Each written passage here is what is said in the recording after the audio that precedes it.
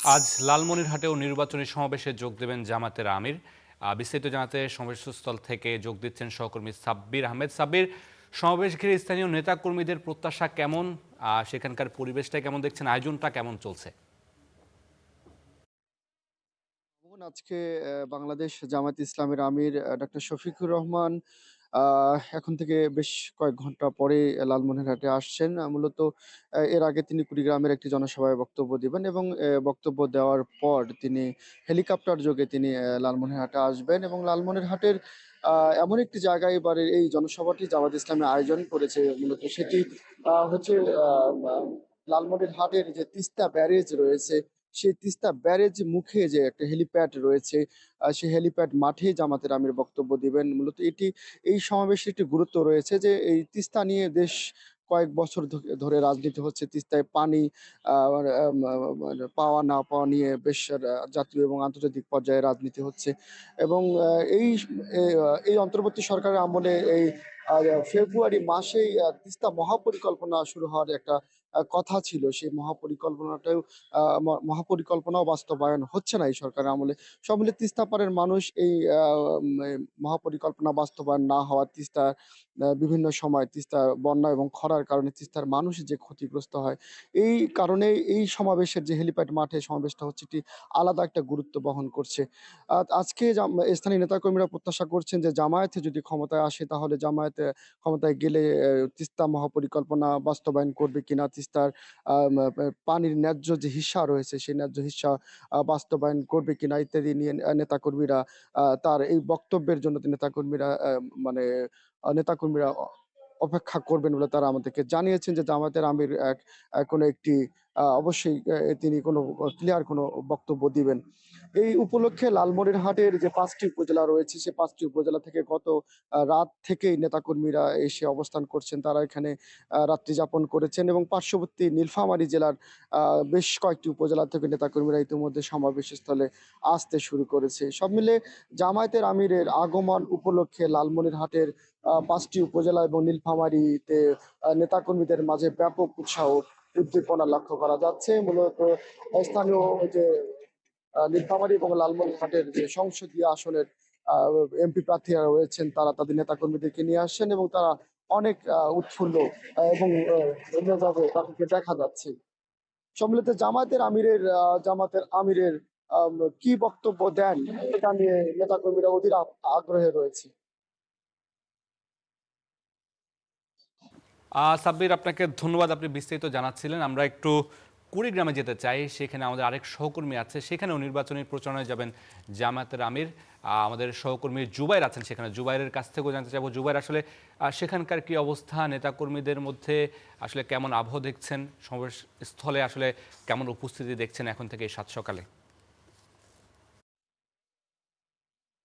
আজকে সকাল ৭টা থেকেই কিন্তু আসতে শুরু করেছে কুড়িগ্রাম সরকারি কলেজ মাঠে জামাত ইসলামীর এখানকার যে নির্বাচনী সমাবেশটি রয়েছে সেটি উপলক্ষে নেতাকর্মীরা এবং মাঠ প্রস্তুত কিন্তু গতকাল রাতেই শেষ হয়েছে। এখানে আজকে উপস্থিত থাকার কথা রয়েছে জামাতের কেন্দ্রীয় আমির ডক্টর শফিকুর রহমান। এছাড়াও আমি মঞ্চে দেখতে পাচ্ছি বিশেষ অতিথি হিসেবে উপস্থিত থাকবেন মাওলানা আব্দুল হালিম, যিনি সহকারী সেক্রেটারি জামাতের, জাতীয় নাগরিক পার্টির সদস্য সচিব, পাশাপাশি বিসমিল্লাহির ইসলামী রহমানির ছাত্র রহিম। শিবিরের যে সেক্রেটারি জেনারেল লিল্লাহে উপস্থিত তাকবীর। থাকবেন।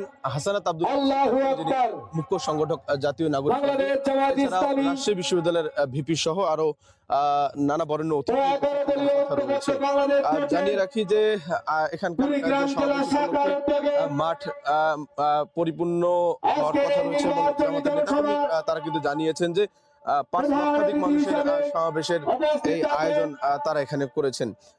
আমি সকালবেলা জামাত ফজর থেকে কিন্তু মানুষজন আসাআসি করছেন।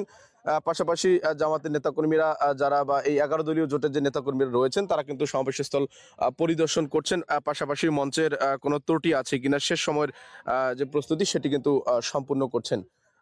শিবির, জামাত সহ ১১ দল, এর অন্যান্য যে দলগুলো রয়েছে বিশেষ করে জাতীয় নাগরিক পার্টি রয়েছে, খেলাফত মজলিস রয়েছে, এছাড়া অন্যান্য যে দলগুলো রয়েছে তাদের নেতাকর্মীদেরও উপস্থিতি কিন্তু এখানে দেখা যাচ্ছে।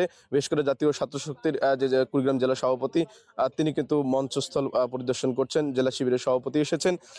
সব মিলিয়ে আসলে প্রস্তুতির একবারে শেষ পর্যায়ে। আমরা জামাত নেতৃবৃন্দের সাথে যতটুকু কথা বলে জানতে পেরেছি যে তাদের এখানকার আজকের যে সমাবেশ সেটি কিন্তু আনুষ্ঠানিকভাবে সকাল 9টায় শুরু হতে যাচ্ছে। আর জামাতের যে আমির রয়েছেন ডক্টর শফিকুর রহমান, তার কিন্তু উপস্থিত হওয়ার কথা রয়েছে এখানে সকাল 11টা নাগাদ, এবং 11টায় উপস্থিত হয়ে তিনি কিন্তু এখানে প্রধান অতিথির যে ভাষণ সেটি কিন্তু দেবেন।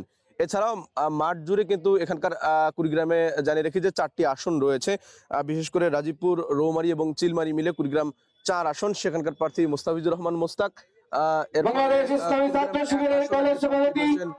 আনোয়ারুল ইসলাম, পাশাপাশি কুড়িগ্রাম 3 আসনের প্রার্থী রয়েছেন ব্যারিস্টার মাহবুব সালেহ, এবং 11 দলের কুড়িগ্রাম 2 আসনের যিনি প্রার্থী রয়েছেন ডক্টর আতিক মুজাহিদ, তাদেরকে কিন্তু আজ এখানে তাদের হাতে প্রতীক তুলে দিয়ে করানোর কাজটি কিন্তু ডক্টর শফিকুর রহমান করবেন, এবং তাদের হাতে প্রতীক তুলে দেবেন আজকে। কিন্তু এর পাশাপাশি কুড়িগ্রামের যে বঞ্চনা, দীর্ঘদিনের অবহেলিত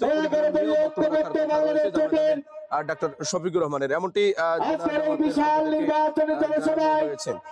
আজকের এই সমাবেশটা কিন্তু জানিয়ে রাখি যে অন্যান্য তুলনায় এবারে সমাবেশটা ব্যতিক্রম হওয়ার পেছনে কারণ জামাতের আসলে সমাবেশে নারীদের জন্য প্যান্ডেল সেটি কিন্তু এর আগে দেখা যায়নি।